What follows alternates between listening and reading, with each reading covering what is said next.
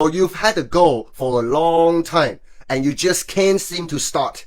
Maybe you've been thinking about starting an online business, but something holds you back. I get it, okay? I was there too.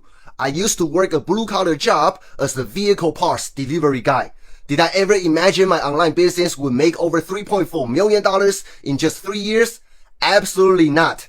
But I did take that first step to start. And you can learn how to do it too. So next time when you are in the bathroom, look in the mirror and ask yourself, what am I afraid is going to happen?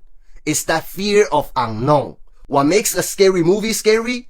Darkness. You don't know where the boogeyman is. For many people, it's the fear of incompetence, of not knowing what to do or how to do it.